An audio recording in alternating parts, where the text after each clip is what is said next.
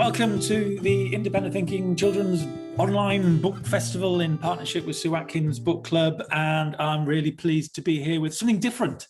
We've spoken to lots of people with storybooks or books around parenting, but what we're talking now is to Aaron and Marianne are from Snow Media about these sorts of books, which are winning at English. They've got winning at English for 3 to 4, 4 to 5, which is the one we're going to focus on. And we've got winning at maths for those age ranges as well. So welcome to both of you. Just fill us in a little bit about your background, how you came to be producing these amazing resources for smaller children. We first formed Snow Tiger Media, that's what it's called.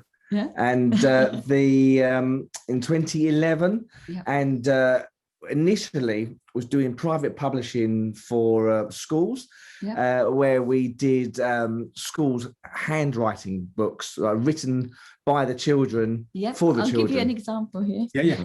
As an example, Yeah. That's it. It's in the kids' own handwriting. Oh, lovely. Yeah. With a self-portrait as well. Oh, nice. Yeah, so it was kind of for children to oh God, can we start again? No, you're fine. You're fine. No, you're fine. Right, go you can. It's basically used as a, in this instance, as a end of year leaving gift for the year 6 pupils, because that kind of that shows the school in the best light for, like, if you like, their most advanced writers, if you like. Yeah. However, other schools with larger volumes, such as Marianne's demonstrating, that has covered all the way through the year groups. So every single child has some writing in a book that's published and sold at sort of school fairs. And that's how we kind of got started. And during the lockdown, the kids, our eldest one had home learning, our youngest one didn't. Through the years, we've been compiling. We've had the idea, because I used to work in the publishers. I'm a graphic designer. I used to work in production in HarperCollins. So between us, we've got so much experience. Between us, we're half the publishers, basically, between us. So we've taken with that experience, we decided to go ahead and publish educational books aimed at the early years, so children between 3 and 5 years of age. Especially at the moment, because, like, these are the children you've seen on the news. They're almost known as the COVID generation. They're the children that have missed out on the home learning during the pandemic and stuff, and they're the ones that need the most sort of support. So the books that we've produced are in line with the new national curriculum for 2021. And it is they're comprehensive. Basically, they give a big overview of the curriculum. Basically, it's almost a day's lesson in a class per page, almost. And there's an activity on each page. There's a different activity on every page. Every activity is measured with there's an activity key on the inside of the page. And that shows what the objectives is for that particular. So what sort of activities there? What's in those little circles? So, for example, sound it out, which is mainly aimed at the phonics section. When children are learning to read, they can sound out the letters. There's another bit where they can trace the letters, so it's just called trace it, or read it, color it. So it's really match it. Like when you're going from sort of like A to B, etc. Depends. And the idea is that they progress from the sort of like the nursery age groups, with this a little bit easier as an introduction into learning maths or English, going through. So that helps with counting and colours as well. We also, along with local artists, have illustrated a majority of the books ourselves, because that's what we used to do for fun, and we thought we would incorporate that into our books as a way of shoehorning our own work to get published. Where does the name Snow Tiger, I stand corrected, Snow Tiger Media come from? Well, 10 years ago, like when we was like trying to think of something different, to tell you the truth, like kind of it just evolved really. Yeah. We just had. It was going to be called something to do, because I like ducks and I like green. It was something to do like green duck. It didn't really work. You know what I mean? We wanted to have something that a bit catchy. Yeah, a bit catchy, a bit memorable, sounds powerful, but yet a bit cuddly. Yeah, more powerful than a duck, definitely. Isn't it? Well, I'm the duck. She's very much the tiger. Oh, you know where you stand. That's very good. I know where I was lunch. That's where I'm at. So how do your book compete? I mean, there's all sorts of resources out there for that hit these sorts of buttons for schools. What makes your books different? What makes them stand out? Why are people buying them and not buying the other resources that are out there? I mean, I think that with the fun illustrations, I think the children don't seem to think that they're learning. It's more of a fun-based activity book, and it's just it's like we've got bright neon colors from our sort of focus and research groups. One of the teachers came back and said she works with children with kind of special needs, and the bright neon colors actually help some children engage better. For others, it's just something nice to look at. It's just a nice, colourful book. I mean, they're in a lot of bookshops they're in as well. Bookshops, thankfully. After research, we knew that fluorescent colours would stand out as well. And from working in publishing and design and stuff like that, we've kind of used that. Also, with obviously, as you rightly pointed out, there are others on the market. The case is with these kind of books is that once you've completed it, then you can move on to the next one. It's not like a lesson where you can then think that they're very sort of static. It's something you can take around with you wherever you go. So if you complete a competitor's book, you can then move on to say ours as well, with different questions, different style of questions also. As I say, these are all of the books have been written with teachers and educational consultants and been tested with age-appropriate focus groups, and we've scored quite highly amongst those groups. Tell me a little bit more about that, because again, that will reassure the teachers listening to this that they are. Yes, that it isn't just here's stuff out of my head that looks nice. No. Tell us about the research that's gone into it. Followed the curriculum. It follows the curriculum 100%. And also, whilst we are publishing professionals, we don't claim for 1 second to be teaching professionals. That's how comes we've employed and asked various consultants and teachers to provide input into all the questions to ensure that it hits various criteria. The focus groups were set up by our educational consultant that we'd hired, and they put them into age-appropriate groups, each proofs of the book before it got printed, obviously. We didn't print thousands and go hope it works. So yes, they very much were sort of going through the sort of proofs, if you like, to make sure the questions worked, they was understandable, they was in the correct tone of voice, the language, how was very much in keeping with how the teachers would teach the children at the school. Also, with a double-edged to that, because whilst these are used as learning support within some schools at the moment, so they're brand new, you have to think about the home learning aspects as well. So in a way, the parent forms the role of the teacher. So that also have to understand what the questions are without being sort of patronising as well. So it's a way of, making sure that that was all written correctly. And thankfully, there wasn't many really changes, was there, to do after the focus groups. Most of the parents, we asked as well, they said the children didn't just do one page, they wanted to carry on and do many other pages. That's what we've really found encouraging, actually, to tell you the truth.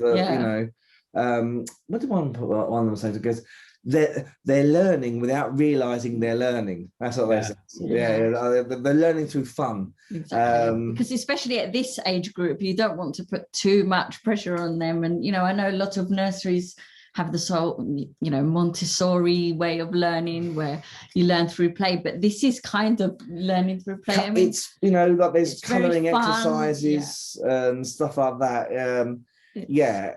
you can learn through play up to a certain point, but eventually you do have to know how to count. You do have to write your name. You know, these are important skills for anybody. Yeah, and you can learn those through play and through enjoyment and through not knowing that you're learning. It's not about direct transmission and everybody, okay, this is how you're going to hold a pen. Children, I get the impression with the books that children can set up in the right way. They can work through them in their own time at their own pace. And you say that children go on further than they're meant to, because there is a progression. I noticed. Well, it says start at the beginning or work your way through it. It does get more tricky towards the end. You've got phonemes and all sorts of things at the back of that winning at English 4 to 5. It's quite interesting language that's being introduced for the parent or for the teacher. Yeah, exactly. Yeah, like, you know, quite a journey.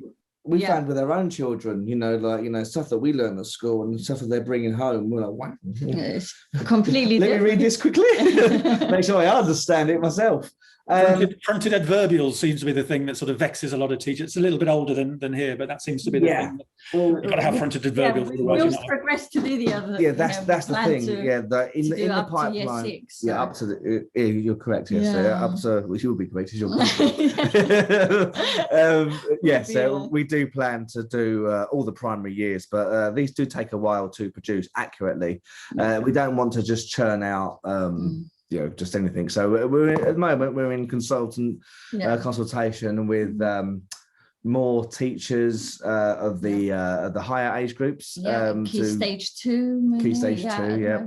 Yeah. Key stage 1's in the pipeline, but we're still compiling the questions at the moment.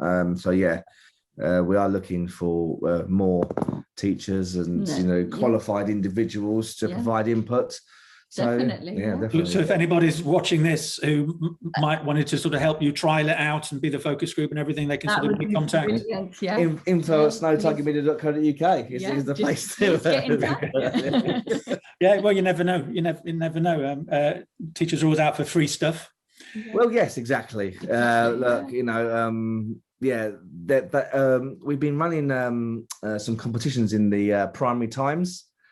Which is a magazine that goes to different schools, and in said competition, the children have been winning at book for their entire class. Actually, that's been proving popular over the last sort of few months. One child enters, hopefully wins, and then like everyone gets one. It's a way of sharing, and we've distributed a couple of batches of books to sort of like local schools to sort of like help them as well.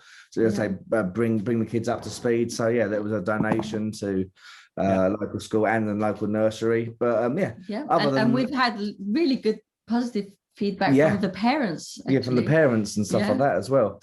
So are you finding parents are buying it from the bookshops for their children directly as opposed to going via the schools? Well, this is it. I mean, thankfully, they are in bookshops, but we have no influence about someone's shopping habit once they're inside the shop. All we can do is get it on the shelf, isn't it? Yes, and a couple of book shops have restocked, so we see that that's a really positive.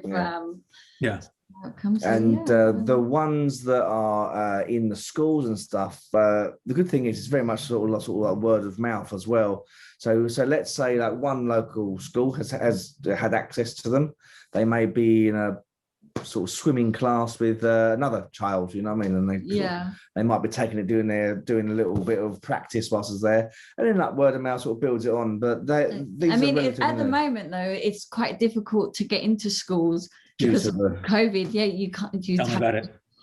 It's impossible. So we're hoping that more teachers out there will see it through, Primary Times and word of mouth. Word of mouth, various sort of social media campaigns. But and how if I was a teacher, how am I using it? Everybody starts at page 1, or do they sort of take it out in their own individual work, or is it homework, or how are schools using it? Homework, I would say. They would hand the book probably in the beginning of the year. There's no pressure. The beginning of the year. They would give the books, and then the children can fill out a page once a week. I mean, reception age children, they don't get much homework, so it's normally 1 page of English, 1 page of maths, and there's 32 pages here, and that should really cover the curriculum, like, you know, taking into consideration all the different school holidays and half terms, and these are very Christmas much holidays, designed to be learning support. And whilst they follow the curriculum, it's learning support. So no way is it designed to sort of like, you know, interfere with the school plans and stuff like that. You know, it's just, it's very much an aid, if you like, a learning aid. Exactly. So this book, the child starts at the beginning of term. When would you expect them to have got their certificate? And I'll get you to show with us the certificate in a minute. So, for example, if they did 1 page per week, it depends. As I say, like, you know, in our experience, some of the children that have been using this have been smashing this out within a half term. To get the certificate, there you go. Yeah, the certificate, you get a certificate at the end. Oh no, there's progress charts as well. So as you complete each page, you colour in the. Okay. Yeah. Okay. So you see what I mean? And the answers are on the back, so don't look at that, all right? What impact are you saying? I mean, I can see on one level, I can see schools and parents thinking, okay, this is going to give my child the edge, make them school ready. They've got their entrance exam, they've got their SATs, you know, at some point ahead, or there's that sort of academic pressure that we put on children of these ages at the moment, which isn't entirely healthy all of the time. Yet, and like you said, Aaron, you know, they've got to learn to read and write. They've got to learn these sorts of things. What impact does having these books have in terms of their confidence and their self-esteem? There is a thing called maths anxiety, for example, that we can sort of pass on to kids. How are you helping them feel better in themselves about approaching their reading, writing, and their maths through the books? Well, I would say, first of all, due to like the sort of like the bright colours and the sort of almost comical nature of the illustrations, you know, like in the maths one, as you highlighted, you've got like you know, like counting the squirrels, you know. I don't see much pressure for a child for counting a squirrel, you know, and then like the eggs and the cakes, you know, they're quite engaging. And the thing is that you've got the sum is there, and then they have like the number bar, which is obviously you know, used throughout education. That number line, I beg your pardon, I stand corrected. And then, like, you know, you got an illustration of the cake or whatever, what the sum is, and you know, everything's quite big, quite bright, quite clear. And like I say, there's no real pressure to complete this in any sort of point in time. We've written in the introduction that all children are different. Some work better in the morning, some after lunch. Don't, you know, if a child's resisting, come back to it another time. No pressure. These are intended to be fun. So this is very much a learning support, as opposed to you know, this is what you need to do. It follows everything you need to understand, but there's no pressure for it, because the thing is, this is a book, or these are books rather, that you're going to have in the house. You can come back to at any point in time, you know. Well, obviously I'm old now, but we used to have called rainy day books, you know. That's what they used to be called. Can use I prefer the term all-weather books. You talked about illustration. That was that one really made me smile. It's just the hide and seek. I did like that one. I modelled that bear upon my own physique. No, it's not. I mean, because what you're saying is the kids are just doing it and enjoying it and developing these skills. You're not saying you're now going to do maths, you're now going to do numeracy, whatever. You're just saying let's get the book out and let's play with it and have fun, enjoy it. And it's like a big comic that they're working their way through in many ways. Hopefully, yes. But yeah, we had a lot of fun making it. Really, it was a lot of pressure, of course. You know, it's just like, you know, especially like when, like, obviously we're getting the information from the teachers, but Marianne and I do have, as I say at the top of the interview, we spoke about, we have extensive experience in publishing. We worked very much as a big team, you know, and like, you know, with every aspect of publishing, from the concept through to delivery and secondarily marketing and PR. There were teams for all of this. So Marianne and I have been rather stretched, you know, doing each individual part of it. We're getting there, aren't we? Yeah. I mean, you know, I didn't have any hair to lose, so like, you know. I mean, I said teachers like free things. They also like things that are right and proper and correct and well thought out, and they don't take any rubbish either. So the fact that it's going down well in schools so far shows that we was nervous. Because we had it all made by some teachers, and we're part of various teacher forums and stuff like that. And even teachers are going to be listening to this and they're going to agree with me. They don't always agree with each other about how things should be done. So, like, you know, like, we've very much thrown a sort of like a cat amongst the pigeons. You can't. I mean, the world of phonics has been a battleground. Yeah, exactly. Very much so. So well done for entering the fray. Yeah, well, this is it. Yeah, but perhaps we was naive, like berserkers running in. It's the world of phonics. Naivety is good. You wouldn't do anything without naivety. But just remind everybody how they can get hold of the books, how they get hold of you, what your plans are, and then we'll wrap up. Yeah, our website is www.snowtigermedia.co.uk. You can email us on info@snowtigermedia.co.uk as well. All the books are available in the shop section of our website. There's a list of stockists, mainly London-based at the moment. All the different bookshops that we're placed in. There's also a section for the writing legacy books as well.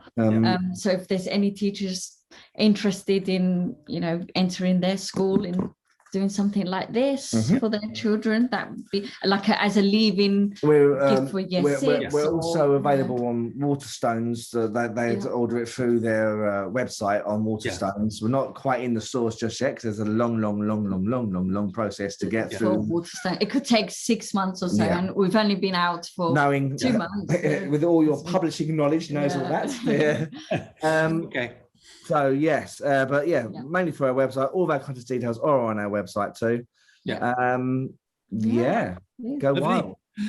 Right. Get while they're hot. And Marianne, thank you ever so much. Really interesting, and good luck with the project and all the future ones that are coming as well. So thank you. Thank you very much, Ian. Thank you for your time and all your help. Take care, sir.